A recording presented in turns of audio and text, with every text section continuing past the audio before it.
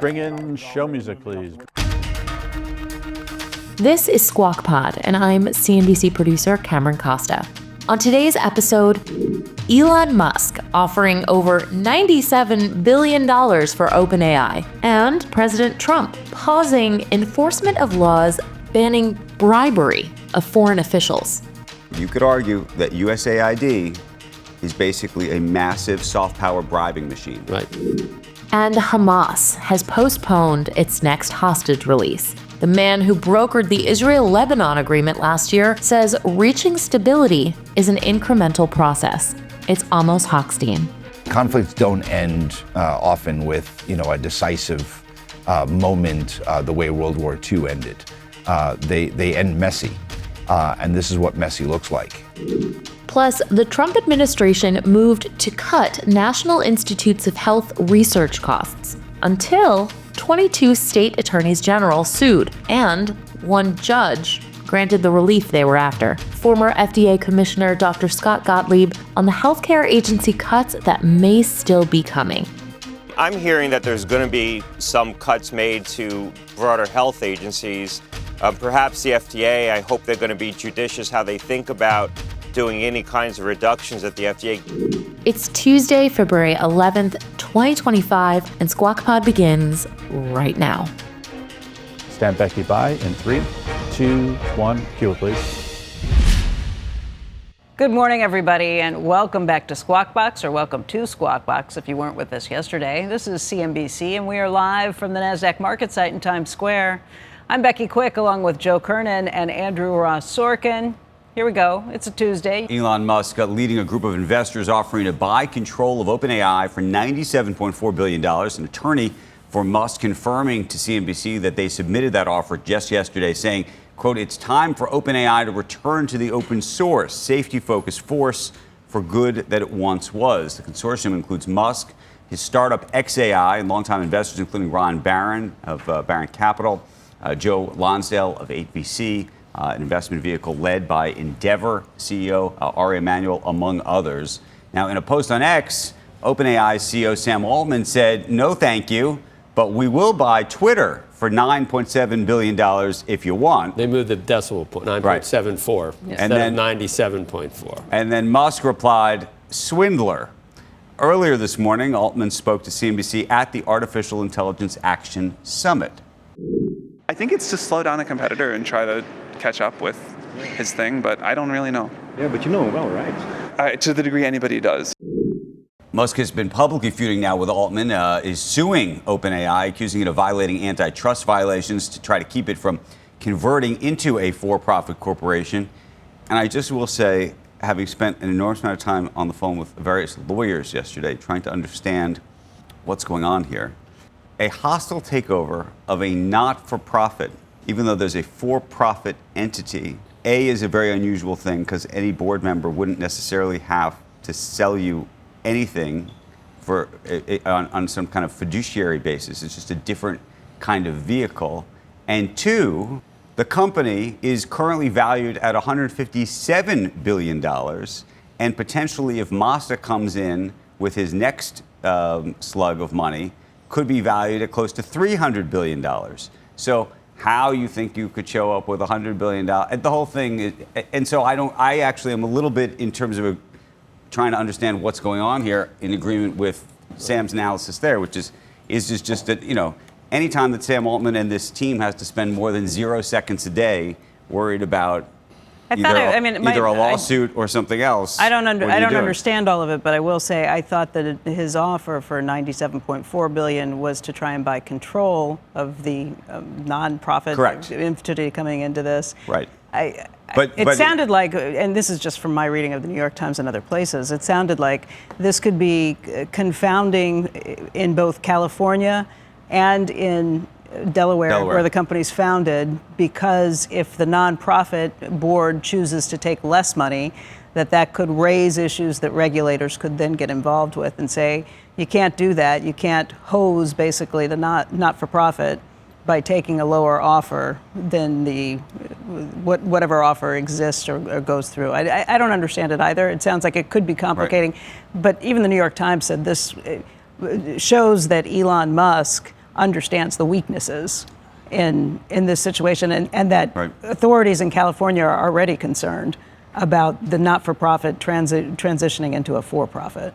Right. When you get to the for-profit part is when it gets. But right this second, in this particular moment right now, as a not-for-profit, given the charter that they've set up, it's unclear what kind of fiduciary duty they have to anybody except what they would say is humanity. Now, he would say that they're scoundrels and whatever, scammers or whatever his line is. So I don't know.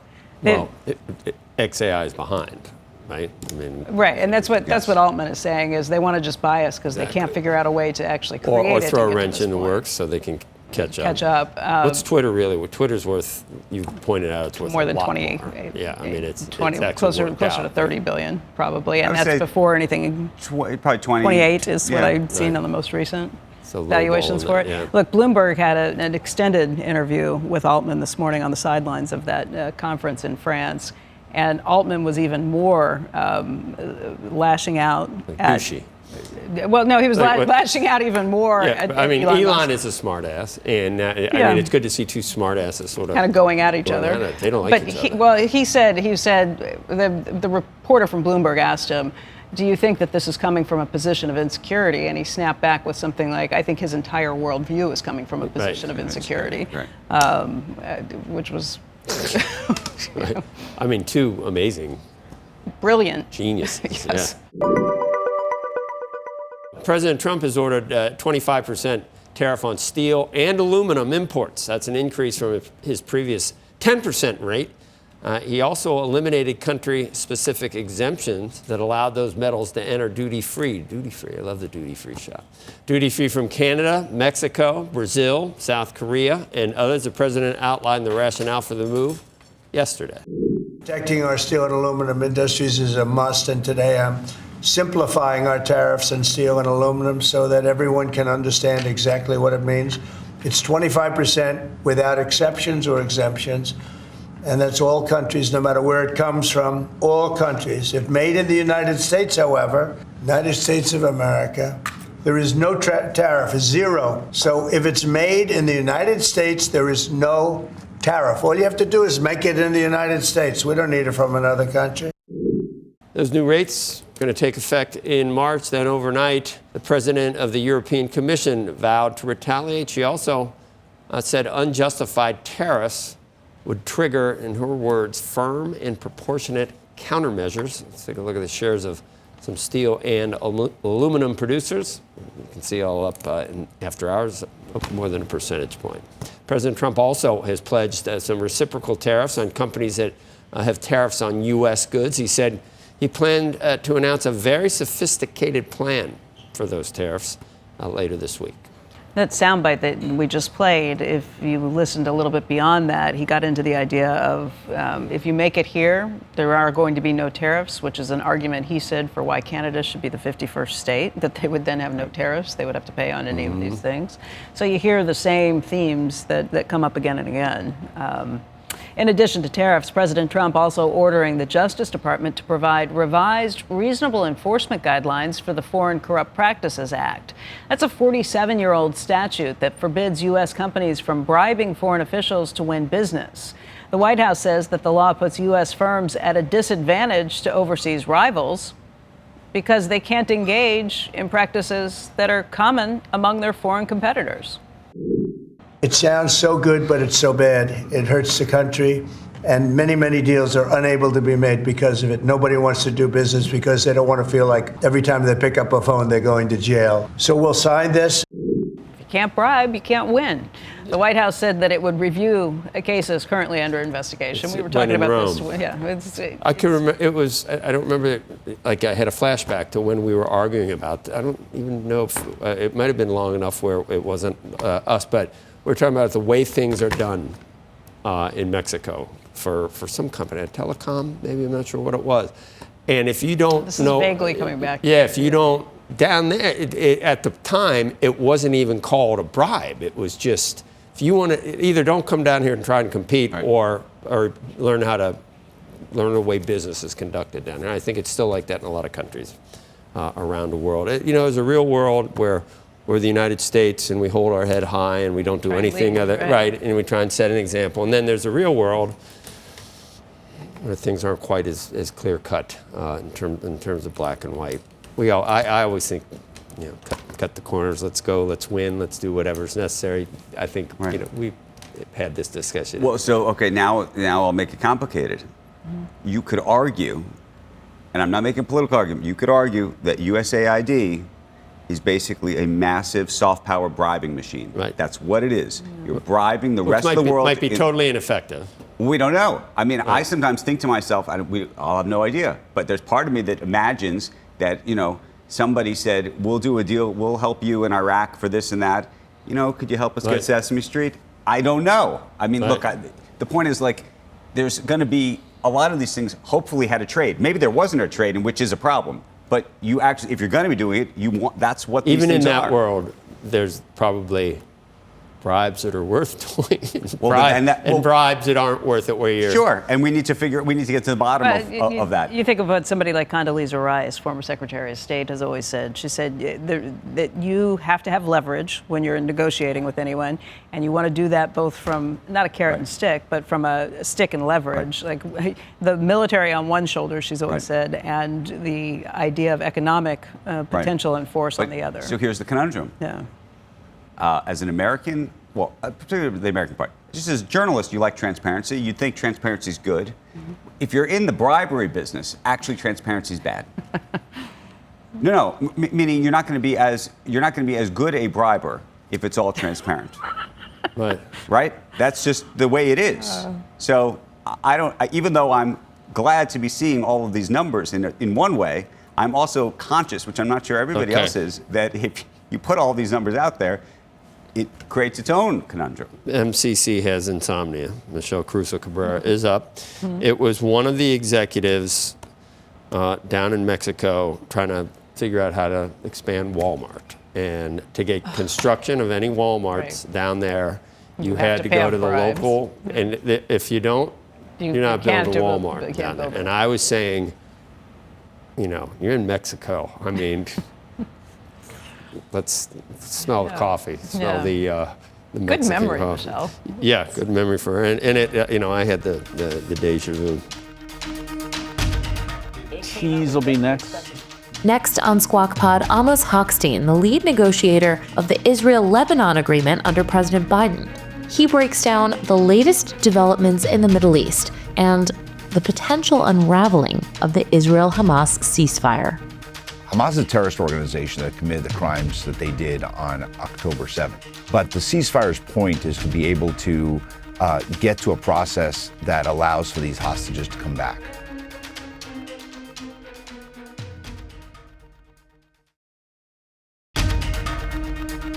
This is Squawk Pod. On Monday, Hamas announced it's postponing its hostage release, alleging Israel breached their ceasefire agreement. It's the most serious risk to the pause in fighting since the ceasefire began 3 weeks ago. As of now, at about halfway through the ceasefire, both sides have made 5 swaps.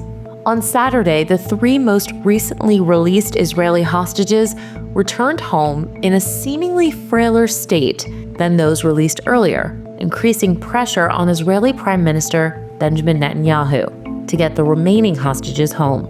President Trump warned this week if remaining hostages are not released, quote, all hell is going to break out, end quote. Here's Joe. Joining us now, Amos Hochstein. Served as a senior advisor to former President Biden. He also led the negotiations between Israel and Lebanon. And it's good to see you, Amos. Thanks for joining us this morning.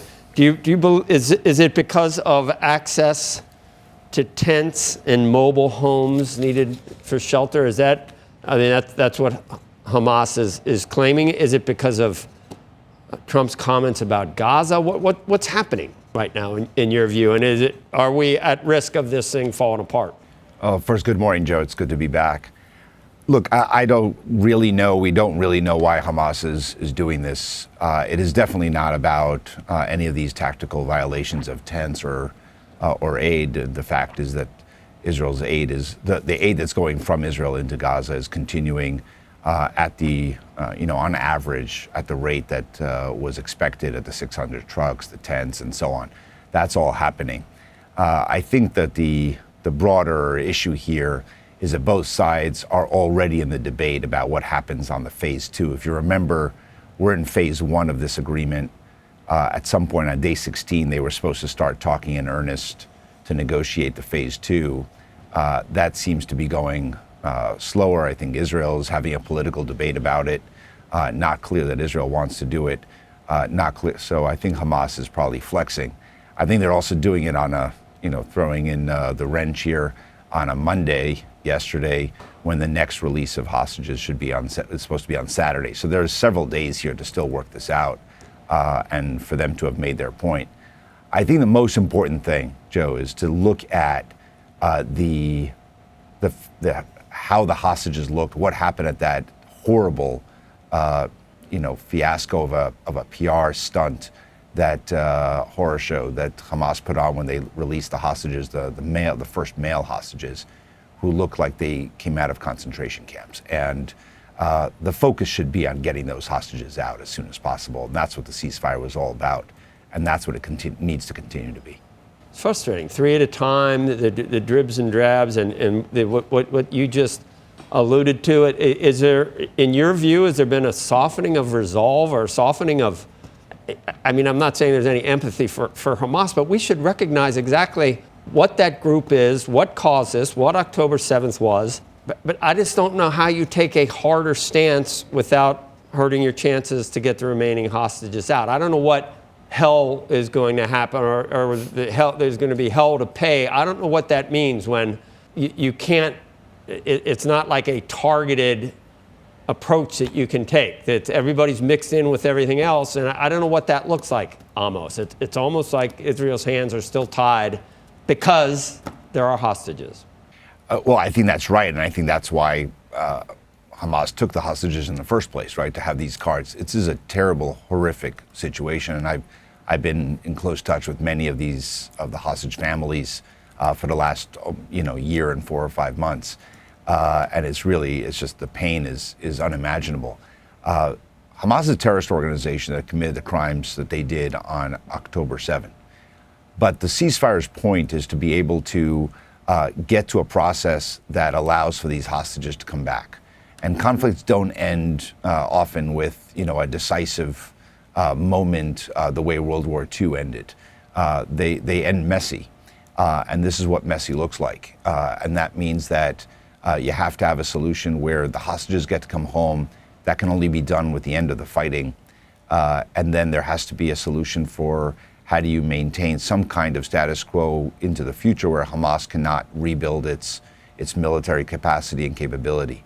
That's what the end of war looks like.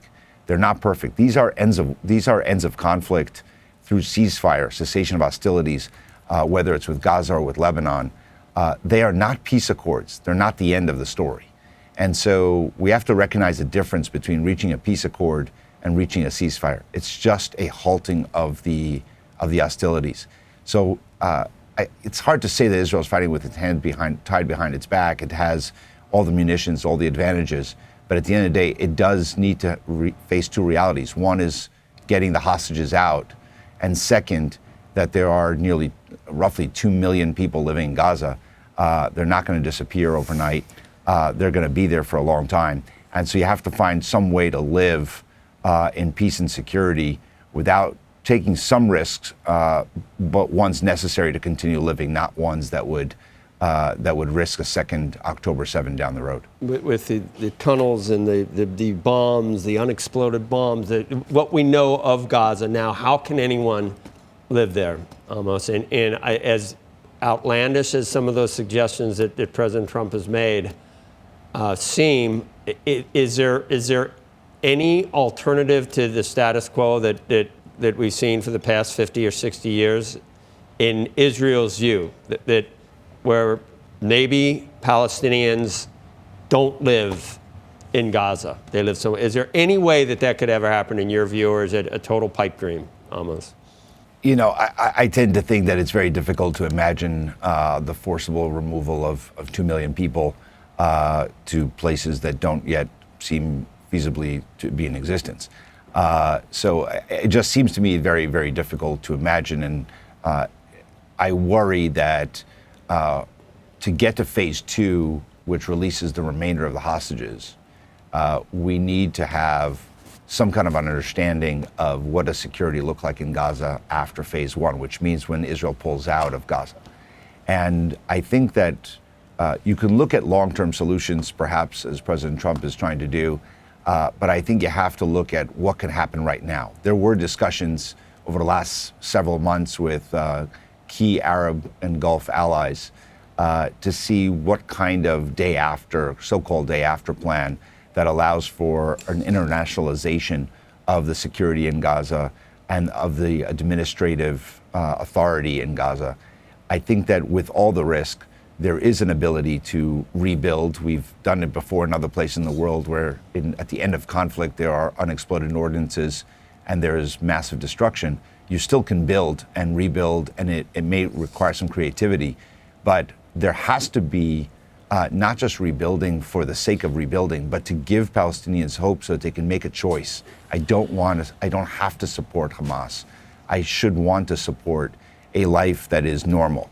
And clearly the Palestinian Authority sitting in the West Bank has no capacity to do that in Gaza right now. But there has to be another alternative, working with wealthier Arab states to be able to bring about a new security apparatus and civilian administration in Gaza that would enable that. But to do that, we have to not distract from getting hostages out. Real quick, philosophically, I'm so curious. President Trump has put this, what has been described as an sort of outside-the-box idea on the table. There are some people who say he shouldn't even be putting these ideas on the table, and there's other people who say we should be thinking about all these things. And I'm given your own politics, I'm curious where you ultimately land on that very question, because some people say, well, there's like a domino effect. If you start to say these things, it raises all sorts of other geopolitical questions for other countries and other things. And then other people say, actually, we need to start thinking in these sort of outside-the-box ways. Look, you want to think about out of the box, fine. I think there's a danger when it becomes a distraction from what is really necessary to do right now. It's not a plausible solution, in my opinion, at the moment, and it's a distraction. You want to talk about it, that's fine. I think people can have very strong moral feelings about a forcible removal of people from their land, and I think that people in the Middle East have long, people around the world underestimate the connection to land and property and location, both by Jews yearning to live in Israel and a homeland, as well as Palestinians and Arabs wanting to live in their homeland. So it is not just about comfort. It is also about a dream and religious aspiration, beliefs and aspirations. So I think it's not a Western view, perhaps, of just being willing to relocate for comfort.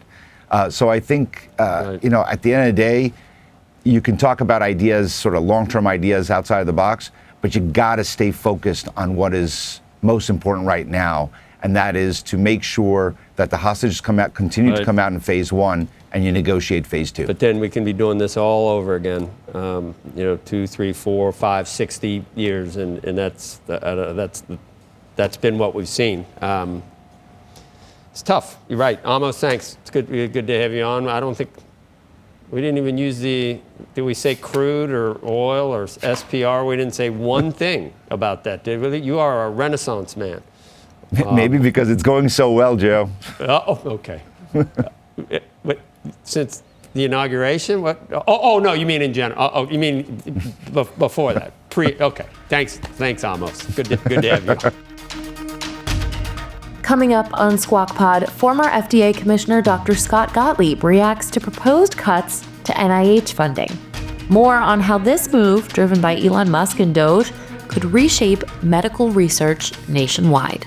I think the better approach is to get strong leadership in these agencies and start to reform the agencies from within and reprogram some of that money rather than administer wholesale cuts that will take out some things that perhaps were excessive, but also going to hit programs that probably were very important. We'll be right back.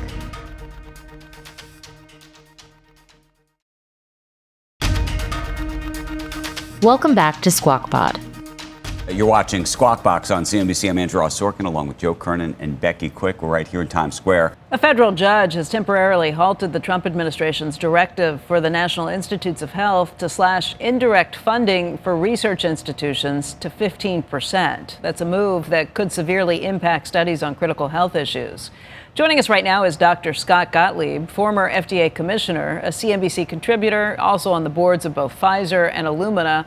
And Scott, I'm very glad to have you here this morning. There's a lot of information out there, a lot of confusion that's been sown on this. You are someone who served in the Trump administration at the FDA, so I don't think you're going to be coming at this from a political perspective. What does this mean, this stopping of funding potentially to the NIH and the freezing of funding for administrative costs and others at 15%? Yeah, well, this isn't necessarily a cut in NIH funding. It's a reallocation of how that money gets dispersed. And this relates to a longstanding concern among conservatives. And in fact, the Trump administration tried to do this back in 2017, and it got rolled back when some academic leaders met with the president, and the White House ultimately decided to rescind the policy. But it relates to indirect expenses, so money from grants that are spent on things like overhead or administrative costs by universities. Universities charge a certain fixed percentage, depending on what the institution is and how high their costs are, directly on top of research funding. So let's say a university gets $100 in funding for research from the NIH. If a university has an indirect cost of 50%, they'll charge $50 on top of that $100 to help fund things like their buildings, legal costs, compliance costs. And the perception was that this money is being skimmed off of NIH research funding that could be going directly to research projects to help support sometimes bloated infrastructure of universities. That would be the argument of conservatives who have been trying to roll this back for years. And so if in fact this does go through, and I think some form of this will probably get enacted, this announcement that the NIH made or the administration made probably will get rolled back. It seems to conflict with existing law that prevents them from doing this, passed in 2024 as part of a budget bill. But I think after this is resolved in the courts, some policy will go forward that starts to sand down these indirect costs from the NIH funding. And presumably there'd be more funding freed up from that would go directly to research projects and directly to other expenses that fund scientific research and not support the infrastructure universities. And the universities themselves will have to find other ways to support that. By the way, the universities do this with private donors as well. I believe it's generally around 15 to 20%. I think it's 20% is more the average. I think with NIH funding, from what I've read, it averages out around 40%. And I think that's where conservatives feel the issue is, like, it's not fair to government to be picking up more of the overhead than you would expect from private donors. What else is happening just in terms of what DOJ's efforts are, looking to cut back, looking to trim, potentially even shut down other departments? What have you heard from people who are working in the FDA, who you used to work with? What about other departments as well, like the CDC? Yeah, well, this policy related to the NIH does appear to have come from DOJ and probably from OMB. I'm not sure that all the policy people in the White House were briefed in on it. And that's another reason why it may get temporarily rolled back. Again, I think some caps are going to be put in place on indirect costs and probably some allocation for higher costs versus lower costs part of the country. You don't want to create a cap that's so low that you can't do research in an urban setting, for example, where the overhead costs just are higher. I'm hearing that there's going to be some cuts made to broader health agencies. Perhaps the FDA, I hope they're going to be judicious how they think about doing any kinds of reductions at the FDA, given the agency's very important mission, but also CDC. I think CDC is far more vulnerable to cuts and the kinds of things that we saw happen to USAID, because a lot of the money that CDC disperses are really pass-through grants that are given to local public health departments for different kinds of programs. And when you go through those grants, you can find some things that sound silly on the face of it. And so I think it's going to provide a lot of fodder for people who want to make cuts to those grants, skinny down the agency, and point out that some of the grants may have been going to things that don't seem like high-value use of dollars. In the same way, I think there's been an objectification of USAID. So I would say that CDC is probably the most vulnerable right now. You have to differentiate from agencies that spend the money inside the agency to administer important services, and I would put FDA in that bucket. FDA regulates the blood supply, they regulate livestock feed, they regulate pet food, they regulate the entire food supply, leafy green vegetables. The money gets spent inside FDA to fund regulatory programs that people find important versus agencies like the CDC, where a lot of the money is spent on grants that are pass-through grants given to local public health agencies. And that makes them, I think, more vulnerable to cuts. And there are rumors and discussions that there's going to be some announcement imminently from DOJ about cuts to public health agencies. Perhaps they're waiting till after RFK's vote to make sure that he gets through the Senate so they don't encumber that. You're a conservative, you're a Republican. How do you feel about the cuts that are laid out? You were pretty clinical in your discussion of it. There are going to be things they find that look wasteful on the face of it. What do you think about the idea of cutting those agencies? Yeah, look, I think the better approach is to get strong leadership in these agencies and start to reform the agencies from within and reprogram some of that money rather than administer wholesale cuts that will take out some things that perhaps were excessive, but also going to hit programs that probably were very important. And I think we're seeing that debate play out with USAID. There were a lot of things that they were doing that they probably shouldn't have been doing. There were a lot of things that they were doing that really are critical to global public health. And the same thing is going to be true of CDC. And so I think if the administration took more time, got their leadership in place, and started to try to reform these programs and recommend where the cuts should fall, that would be a far more efficient process. It would take longer. It'd be probably less immediately satisfying. But I think in the long run, it would lead to less consternation, fewer court challenges, certainly, and probably more of a deliberate approach to taking out the bad programs and not throwing the baby out with the bathwater, so to speak. Perhaps they're going to back into that because they're going to get some pushback from the courts and others with respect to these wholesale cuts, so they will back into a more deliberate approach. I'll tell you, when I got to FDA, there were a lot of grants that we gave that were probably an inefficient use of resources, and we were able to reprogram a lot of that money. It took time, but we were able to make a lot of reforms to how we dispersed money, and I would hope that's what they settle into through this process. Scott, let me ask you quickly, avian flu, this measles outbreak in Texas, and then the regular flu season. How are we doing on all these fronts? The measles outbreak in Texas, hopefully they will get control of. This is an outbreak in an isolated community that had particularly low vaccination rates because of religious exemptions that community secured. Texas overall has high vaccination rates for measles, mumps, and rubella, probably about 94%. Used to be 97%. It came down, but they're still high and they're still well above the national average. With respect to flu season, we're having a spike in flu post-holidays that's pretty severe, probably the worst flu season that we've seen since 2002. It appears to be H1N1 and H3N2, so a mix of both of those, split largely evenly. The vaccine does seem to be protective. The flu vaccine seems to be more protective against H1N1. This is not H5N2. It's not bird flu. The public health labs across the country sequenced about 3,500 individual cases from patients over the course of the last week and didn't find a single case of H5N2. And so this is probably just seasonal flu that's having a second spike, and a pretty severe spike. Hospitalizations are starting to go up. In New York City, for example, where it's particularly bad, as much as 30% of all visits to doctors' offices are for influenza-like illness. And so New York City is probably the highest right now in terms of a local region around the country. But the national average is about 8%. In the South, it's about 10%. So that's quite high for this time of the year. So we are having a pretty bad flu season, a second spike in flu right now. Hey, Scott, since Seattle genetics, I guess Pfizer really has tried to shift its focus to oncology in a big way. So I kind of take that back. So I guess third at this point behind a couple. I don't think of Pfizer as oncology, but following Seattle genetics, that vaulted it into a much more prominent. I'm just asking you because you're a board member, obviously, of Pfizer. Based on the Super Bowl ad. Yeah, Based look, on the Super Bowl ad. Yeah.